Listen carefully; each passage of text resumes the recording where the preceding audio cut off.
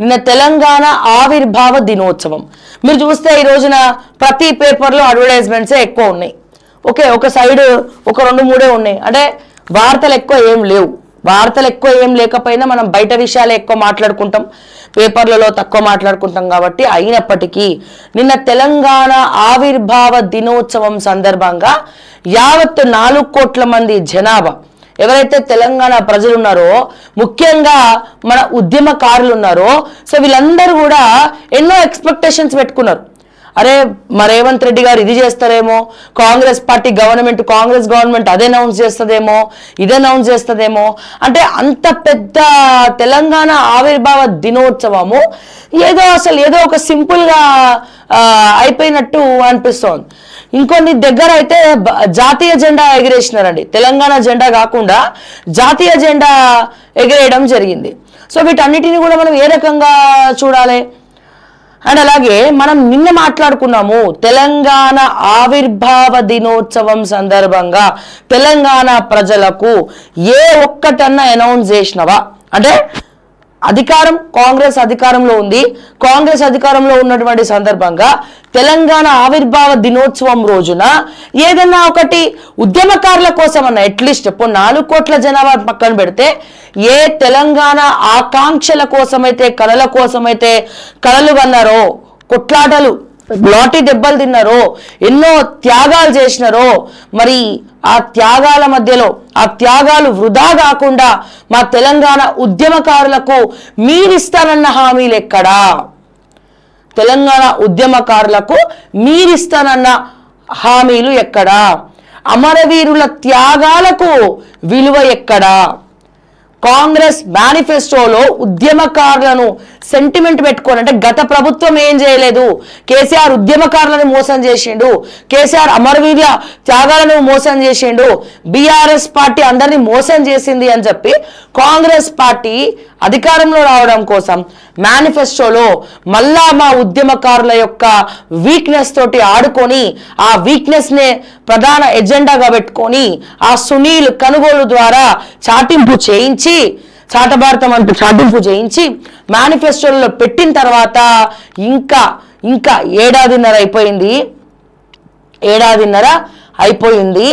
So ఇప్పుడు తెలంగాణ ఆవిర్భావ దినోత్సవం సందర్భంగా అట్లీస్ట్ మా ఉద్యమకారుల కన్నా ₹1 ఖర్చు కాదు కదా.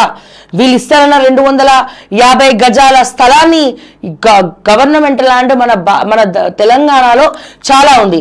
అన్ని జిల్లాల్లో ఉన్నటువంటి ఉద్యమకారులకు 250 గజాలు గవర్నమెంట్ ల్యాండ్లో నుంచి తీసిస్తే వీళ్ళకి ₹1 అన్న ఖర్చు అవుతుందా ప్రజలారా? ₹1 కూడా ఖర్చు కాదు. ఎందుకంటే డబ్బులు లేవు అంటున్నాడు. ఉద్యమకారులకు మనం చెక్కులు ఇమ్మనిలే, ఉద్యమకారులకు వాళ్ళ త్యాగాన్ని గుర్తించి, వాళ్ళ కేసులను గుర్తించి, వాళ్ళ పడ్డ కష్టం గుర్తించి, అమరవీరుల త్యాగాలను గుర్తించి వాళ్ళ కుటుంబాలకు 250 గజాల స్థలము ప్లస్ ఒక ఉద్యోగం ఇవ్వాలి. ఇది మన రాష్ట్ర ప్రభుత్వం యొక్క బాధ్యత. మనం బిచ్చమేయట్లేదండి. ఉద్యమకారులకు మనం నిలబెట్టుకోవడం అంటే మన కోసం త్యాగాలు చేసినటువంటి, మన రాష్ట్రం కోసం త్యాగం చేసినటువంటి, ఫ్యూచర్ ఆఫ్ తెలంగాణలో ఉన్నటువంటి యువత మొత్తం బాగుపడాలని చెప్పి త్యాగం చేసినటువంటి మా తెలంగాణ ఉద్యమకారులను ఎవరైతే బాధ్యతగా స్వీకరిస్తారో, బిచ్చం అనుకుంటారు వాళ్ళు, మొత్తం ఫైల్ పట్టుకొని తిరుగుతూ ఉంటే వీళ్ళు ఏదో వాళ్ళ చేతి కింద మోచేతికి నీళ్ళు తాగుతున్నట్టు ఫీల్ అవుతా ఉన్నారు. కానీ మన బాధ్యత, మన ధర్మం, అది మన ధర్మం మనం నిర్వర్తించాలి. సో తెలంగాణ సైనికులు వాళ్ళంతా. సో అటువంటి తెలంగాణ సైనికులను, అటువంటి అమరవీరుల కుటుంబాలను పక్కన పడేసి మీ ప్రభుత్వం ఏవైతే హామీలు ఇచ్చిందో మేనిఫెస్టోలో పెట్టి అవి కూడా చేయకుండా ఉద్యమకారులకు కూడా, అమరవీరుల కుటుంబాలను కూడా మీరు పట్టించుకోకపోతే అట్లీస్ట్ నిన్న కొంతమందిని పిలిచేది సన్మానించేది ఉండే, వాళ్ళకి అవార్డులు ప్రకటించేది ఉండే, వాళ్ళని గౌరవ వందనాలు ఇచ్చేది ఉండే. మరి ఏమీ కూడా చేయలేదు కదా. అంటే భూములు మీకోసమేమో భూములు తీసుకుంటారు, మా ఉద్యమకారులమేమో పక్కన పెడతారు. మీరు చెప్పండి రేవంత్ రెడ్డి గారు, డైరెక్ట్ గా ముఖ్యమంత్రి రేవంత్ రెడ్డి గారిని అడుగుతా ఉన్నాను, మీ చుట్టుపక్కల భజనా మండలిని పెట్టుకొని పొగిడించుకుంటున్నారే, మీ దృష్టికి తెలంగాణలో ఉన్నటువంటి సమస్యలు ఏవి కూడా మీకు పట్టనట్టున్నాయే? మరి ఇంటెలిజెన్స్ రిపోర్ట్లు శివధర్ రెడ్డి గారు లాంటి వాళ్ళు మరి ఇంటెలిజెన్స్ రిపోర్ట్లు రేవంత్ రెడ్డి గారికి ఇవ్వట్లేదా? ఇవ్వట్లేదా? మీకు ఎవరు సలహాలు ఇవ్వట్లేదా? సరైన సలహాదారులను మీరు పెట్టుకోలేదా అని చెప్పి నేను అడుగుతా ఉన్నాను. అట్లీస్ట్ ఉద్యమకారుల కన్నా మేలు చేయాలని చెప్పి మీకు అనిపించలేదా? ఉద్యమకారుడు అని చెప్పుకొని తిరిగేటువంటి మా పొన్నం ప్రభాకర్ గారు ఎందుకు మౌనం పాటిస్తున్నారు? ఉద్యమకారుల యొక్క కష్టాలు కనబడట్లేదా? ఉద్యమకారుల మీద ఉన్నటువంటి కేసులు ఎత్తేయాలి. అప్పుడు మీ కాంగ్రెస్ ప్రభుత్వం ఉమ్మడి రాజధాని అంటే ఉమ్మడి ఆంధ్రప్రదేశ్లో ఉన్నప్పుడు ఏ ఉద్యమకారులైతే సబితా ఇంద్రారెడ్డి గారు హోంమంత్రిగా ఉన్నారు, అప్పుడు ఉద్యమకారుల మీద విద్యార్థుల మీద మీరు ఎన్నో కేసులు పెట్టడం జరిగింది. కేసులు కొట్టేసినారా? ఖర్చు అవుతాయా? కేసులు కొట్టేస్తే తెలంగాణ రాగానే కేసీఆర్ గారు కొట్టేస్తారేమో, ఆ ప్రభుత్వం కొట్టేస్తారేమో అనుకున్నారు, కానీ కొట్టేయలే. దానికోసం మళ్ళా కోట్ల కేసులు వేసినారు. వీళ్ళ కేసుల మీద, వీళ్ళ దెబ్బల మీద, వీళ్ళ ఆశల మీద పీఠాలు వేసుకొని కూర్చున్నటువంటి ముఖ్యమంత్రులారా, మరి వీళ్ళ మీద ఉన్నటువంటి కేసులు ఎత్తేయాలని చెప్పి మినిమం కామన్ సెన్స్ మీకు లేదా? Question number 1. మరి మీ ఆస్తులు, మీ మామగారు ఇచ్చినటువంటి ఆస్తులు రాసిమ్మనట్లేదే. తెలంగాణలో ఉన్నటువంటి గవర్నమెంట్ ల్యాండ్స్ ఏవైతే ఉన్నాయో 250 గజాలు మా ఉద్యమకారులకు ఇవ్వమని చెప్పి అడుగుతున్నాం. అమరవీరుల కుటుంబాలకు ఇవ్వమని చెప్పి అడుగుతున్నాం. ఇంటికో ఉద్యోగం ఇవ్వమని చెప్పి అడుగుతున్నాం అమరవీరుల కుటుంబాలకు అని చెప్పి. కేసులు కొట్టేయాలి. ఉద్యమకారులకు 250 గజాల స్థలం ఇవ్వాలి. వాళ్ళకి గౌరవ వందనాలు ఇవ్వాలి.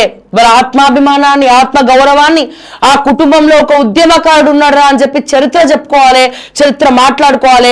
ఆ గౌరవాన్ని తెలంగాణలో ఉన్నటువంటి 4 కోట్ల జనాభాతో పాటు ప్రభుత్వం ఆ గౌరవాన్ని మా ఉద్యమకారులకు కల్పించాలని చెప్పి నేను మరొకసారి సందర్భంగా రేవంత్ రెడ్డి గారికి మీ బాధ్యతను గుర్తు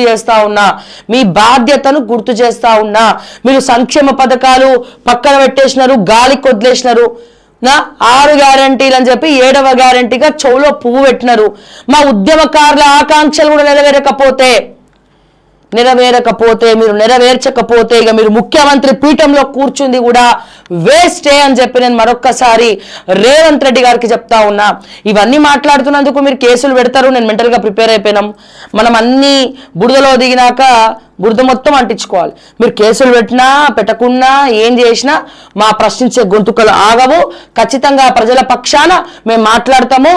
ఏవైతే చెప్పి మీరు మేనిఫెస్టోలో చెప్పి మీరు ఇప్పుడు అధికారంలోకి వచ్చినారో ఆ సంక్షేమ పథకాలు పక్కన పెడితే అడ్మినిస్ట్రేషన్, కబ్జాలు, 46 జీవో, 29 జీవో, ఈడబ్ల్యూఎస్, ఇట్లా మొట్టమొదటిగా మనం మాట్లాడుకోవాలి అంటే ముఖ్యంగా యువ వికాసం దగ్గర నుంచి మా ఉద్యమకారుల ఆకాంక్షల వరకు, మా రైతు భరోసా, రైతు బంధు, అట్లాగే ఇందిరమ్మ ఇండ్లు దగ్గర నుంచి ముఖ్యంగా మా తెలంగాణ ప్రజలకు ప్రతి పేదవాడికి అందాల్సినటువంటివి అందకపోతే